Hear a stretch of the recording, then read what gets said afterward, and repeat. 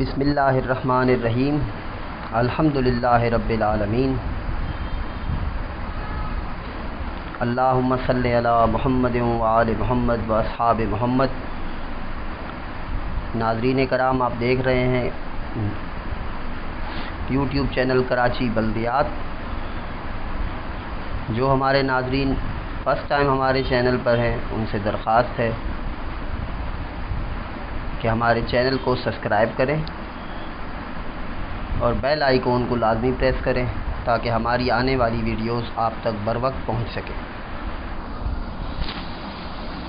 ناظرین کرام، ہمارے چینل کا نام کراچی بلدیات۔ اس چینل کی بنیاد تو ہم نے اسی لیے رکھی کہ کراچی کی بلدیاتی خبروں، بلدیاتی مسائل، ان سے آپ کو آگاہ کر سکیں اور بلدیاتی نمائندوں اور دیگر شخصیات کے انٹرویوز آپ تک پہنچائیں۔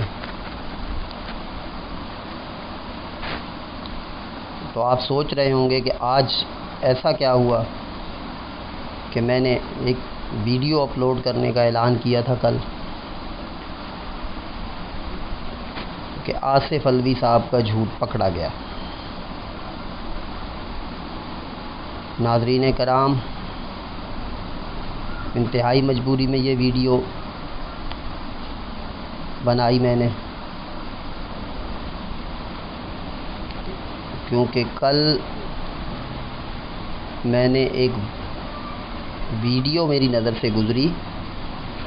آصف الوی صاحب خلیفہ سومس حضرت عثمان غنی رضی اللہ تعالیٰ عنہ کے بارے میں بات کر رہے تھے۔ میں کسی کے عقیدے کو نہیں چھیڑ رہا، میں اتنا جانتا ہوں کہ شیعہ مجتہدین کا فتویٰ موجود ہے کہ شیخین کے بارے میں بد کلامی حرام ہے، اما عائشہ کے بارے میں بد کلامی حرام ہے۔ لیکن ناظرین کرام، آصف الوی صاحب خلیفہ سوم کی بات کرتے کرتے، ان کے دور کی بات کرتے کرتے اگر مسلسل جھوٹ بولیں گے اور وہ بھی مقدس منبر پہ کھڑے ہوں گے،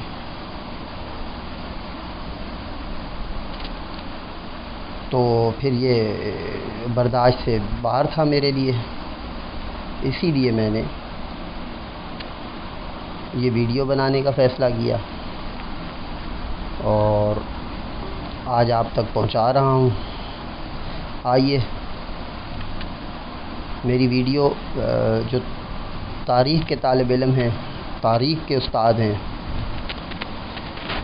میں ان سے گزارش کروں گا کہ وہ ضرور دیکھیں تاکہ پتہ چلے کہ کیسے کیسے لوگ منبر حسین پر آ کر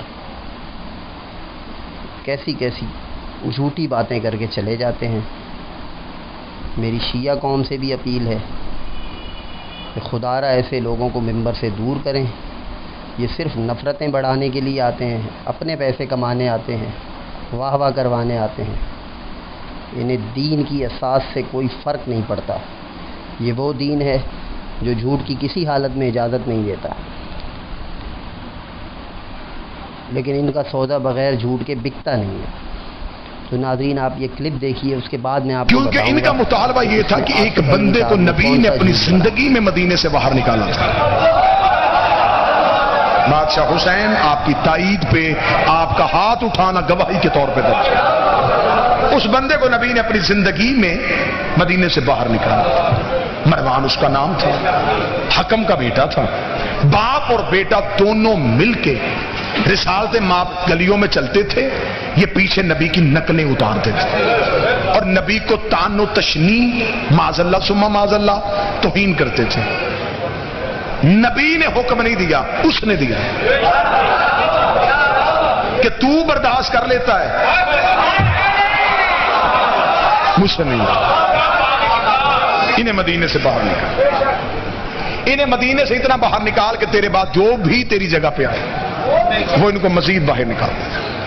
جب تیسرا خلیفہ آیا تو بجائے ان کو باہر نکالنے کے اسے مدینے بلایا، صرف مدینے نہیں بلایا، اسے مصر جیسی अहम रियासत का गवर्नर बना दिया। جی تو ناظرین کرام، موصوف آصف علوی صاحب فرما رہے ہیں کہ نبی کریم علیہ الصلاۃ والسلام نے مروان بن حکم کو، حالانکہ بات ایسی ہے حکم اور اس کا بیٹا، جی ہاں حکم اور اس کا بیٹا، انہیں حضور نے فتح مکہ کے بعد ان کا کلمہ منظور کیا، لیکن انہیں طائف کی طرف جلا وطن کر دیا۔ دو خلفاء نے اپنے دور میں ان باپ بیٹوں کو مدینے آنے کی اجازت نہیں دی، حالانکہ انہوں نے بڑے زور لگائے، بڑا سفارشیں حضرت ابو بکر کے پاس، حضرت عمر کے پاس، تو انہوں نے اجازت نہیں دی۔ پھر حضرت عثمان نے بطور امیر المومنین یہ فیصلہ کیا، اور حضرت عثمان کو بھی اسی طرح، حالانکہ حضرت عثمان کا پہلا 6 سالہ دور جو تھا وہ بہترین دور تھا، کوئی اس میں افراتفری نہیں تھی، کوئی ایسا معاملہ نہیں تھا، کیونکہ اس وقت یہ دونوں نہیں آئے تھے۔ تو حضرت عثمان کے دور میں یہ آئے، وہ اس لیے آئے کہ یہ حضرت عثمان کا چچا تھا حکم، اور مروان بن حکم اس کا بیٹا تھا، یعنی چچا زاد بھائی تھا آپ کا۔ تو اس کے بعد جو ہے وہ پھر یہ لوگ آ گئے، اور آئے بڑی منتوں اور ترلوں کے بعد، پتہ نہیں کتنی سفارشیں کرائی۔ پھر حضرت عثمان کا جو اپنا مزاج تھا کہ وہ صلح رحم انسان تھے، اپنے جو قرابت دار تھے، رشتہ دار تھے، ان کا بڑا خیال کرتے تھے، کہ انہوں نے بلا لیا، چلے اب انہوں نے کلمہ پڑھ لیا ہے، اب یہ ٹھیک ہو گئے ہوں گے، لیکن یہ لوگ آئے، حقیقت ہے کہ یہ باز نہیں آئے۔ پھر انہوں نے 6 سالہ دور کے بعد جب ان کی انٹری ہوتی ہے تو پھر انہوں نے مداخلت شروع کر دی امور خلافت میں بھی۔ حضرت عثمان نے تو ان پہ اتنی مہربانیاں کی تھیں کہ مروان بن حکم کو اپنا داماد بنایا، جیب خاص سے کاروبار کے لیے پیسے دیے، تو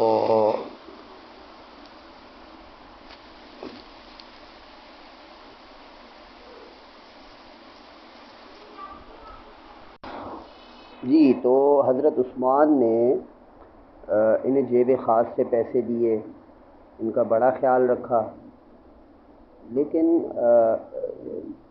معاملات ان پہ اتنے تک اعتماد کیا کہ ایک روایت کے مطابق کچھ صحابہ کرام آئے، انہوں نے کہا عثمان یہ حکم تیرا وہی چچا ہے جو تجھے بوریوں میں بند کر کے مارا کرتا تھا جب تو نے اسلام قبول کیا، تو ان پہ بھروسہ مت کر۔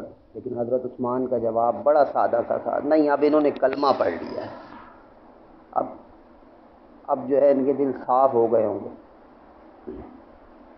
لیکن معاملہ کچھ اور تھا، ان پہ اتنے تک بھروسہ کیا کہ اپنی مہر بھی انہوں نے مروان کے پاس رکھوائی، انہی سے لے کے پھر آگے جو امور خلافت ہوتے تھے، اور اسی مہر کا میں آگے بتاؤں گا کیسے چل کے ناجائز استعمال کیا مروان بن حکم نے۔ جھوٹ جو میں یہاں بتانا چاہ رہا ہوں وہ یہ ہے کہ آصف علوی صاحب منبر حسین پہ کھڑے ہو کے، اتنی ذمہ دار جگہ کھڑے ہو کے اتنا بڑا جھوٹ بول رہے ہیں کہ حضرت عثمان نے مروان بن حکم کو مصر کا گورنر نامزد کیا، جبکہ ناظرین کرام مروان بن حکم کو نہیں، ہاں انہوں نے اپنے ایک اور رشتہ دار کو مصر کا گورنر نامزد کیا تھا۔ پھر آگے چل کے میں آپ کو بتاؤں گا کہ اگلے ویڈیو میں انشاءاللہ، اور میں چیلنج کر رہا ہوں تاریخ کے جو ہمارے استاد ہیں جو ہمارے میری طرح طالب علم ہیں وہ بھی دیکھیں، روایات دیکھیں، کتابیں دیکھیں. مجھ سے حوالہ چاہیے ہوگا بالکل میرے کمنٹس باکس میں لکھیں، میں آپ کو حوالہ بھی دوں گا. میں جو بات کہہ رہا ہوں کہ وہ بالکل درست ہے، صحیح سند کے ساتھ. لیکن کہنے کا مجھے اس بات پہ حیرت ہو رہی ہے کہ ایک شخص اتنا بڑا جھوٹ کیسے بول سکتا ہے، اتنی ذمہ دار جگہ، اتنی پاک جگہ کھڑا ہو کے امام بارگاہ کے اندر منبر حسین پہ، حسین علیہ الصلاۃ والسلام کے جو یعنی کہ نام سے منسوب منبر ہے اس پہ کھڑا ہو کے یہ جھوٹ کیسے بول سکتا ہے کہ حضرت عثمان نے مروان بن حکم کو مصر کا گورنر نامزد کر دیا اور مصر سے بہت پیسہ آتا تھا، اور جی سب سے بڑے خائن کو وہاں پر گورنر نامزد کیا انہوں نے، جبکہ انہوں نے یہ کیا ہی نہیں تھا. انہوں نے آگے بھی جھوٹ بولے ہیں. یہ جو ویڈیو جس سے میں نے کلپ لے کے آپ کو دکھایا ہے، اس کے مزید ابھی قسطیں باقی ہیں، آپ دیکھتے رہیے گا. لیکن میری شیعہ قوم سے اپیل ہے، خدا را آپ اپنے مسلک کو بچائیں، اپنے مسلک کو بدنام ہونے سے بچائیں. جو شخص یہ کہہ سکتا ہے، میں بالکل چیلنج کر کے کہہ رہا ہوں، آصف علوی صاحب بھی اگر سن رہے ہیں میری آواز تو مجھے بتائیں یہ حوالہ کہاں سے انہوں نے لیا کہ مروان بن حکم کو گورنر نامزد کیا تھا. مجھے بتائیں، مجھے کمنٹ باکس میں لکھ بھیجیں. میں اگر غلط ہوں گا میں رجوع کروں گا، لیکن اس طرح نہ کریں صرف بس اپنی واہ واہ کروانے کے لیے. پلیز اس طرح نہ کریں بس. باقی انشاءاللہ تعالی میں ہفتہ 15 اگست رات 10 بجے اس کی دوسری قسط جو ہے اپلوڈ کروں گا. اسی ویڈیو کا دوسرا پارٹ انشاءاللہ ہفتے والے دن پھر آپ ناظرین کے سامنے ہوں گے ہم. اور اس کے باقی اس کے جو بھی معاملہ میں نے جو بات کہی ہے میں اس پہ کھڑا ہوں کہ یہ جھوٹ بولا ہے آصف علوی نے کہ منبر حسین پہ کھڑے ہو کے یہ جھوٹ بولا ہے انہوں نے کہ مروان بن حکم کو حضرت عثمان نے مصر کا گورنر نامزد کیا تھا. وہ ایک بھائی ہیں ہمارے ایزی دین والے، میں ان کا سبسکرائبر بھی ہوں، خود بھی ان کی ویڈیوز آتی ہیں میرے پاس. وہ بھی میں پہلے آصف علوی صاحب کو خود سنتا تھا، یہ ان ذاکروں میں سے ہیں جن کو میں سنتا تھا. لیکن اب تو یعنی کہ اور میں ان کے جو انداز بیاں ہے اس سے متاثر بھی تھا. لیکن یہ جو میں نے کل دیکھا کہ یہ کھڑے ہو کے حضرت عثمان کے بارے میں جھوٹ پہ جھوٹ بولے جا رہے ہیں اپنی پوری ویڈیو کے اندر، تو میں ہل سا گیا ہوں کہ یار اس شخص نے جو پیچھے کہا وہ سب جھوٹ تھا. یعنی جو وہ ہمارے ایزی دین والے بھائی ہیں ان کا نام مجھے یاد نہیں آ رہا، وہ آصف علوی صاحب کے پیچھے پڑے رہتے ہیں. میں سنتا ہوں ان کی ویڈیو، دیکھتا بھی ہوں، لیکن یہ ہے کہ میں سمجھتا تھا شاید یہ شیعہ برادری کا آپس کا کوئی مسئلہ ہے، لیکن نہیں، وہ بھائی بالکل ٹھیک کہتے ہیں. کیونکہ یہ تو بالکل یعنی کہ میرا پڑھا ہوا سبجیکٹ ہے، تو اس بارے میں جو ہے وہ انہوں نے جھوٹ بول دیا اتنی آرام سے. مجھے حیرت اس بات کی، آپ علامہ لکھتے ہیں اپنے نام کے ساتھ، عالم ہیں آپ، اور آپ منبر حسین پہ کھڑے ہو کے جھوٹ بول دیتے ہیں. باقی ناظرین کرام آپ کا وقت بہت لے لیا، آپ اجازت دیجیے. انشاءاللہ اگلی ویڈیوز تو آئیں گی میری، لیکن اس کی دوسرا حصہ ہوگا وہ انشاءاللہ آپ 10 بجے میں اپلوڈ کروں گا 15 اگست کی رات کو. السلام علیکم ورحمۃ اللہ وبرکاتہ.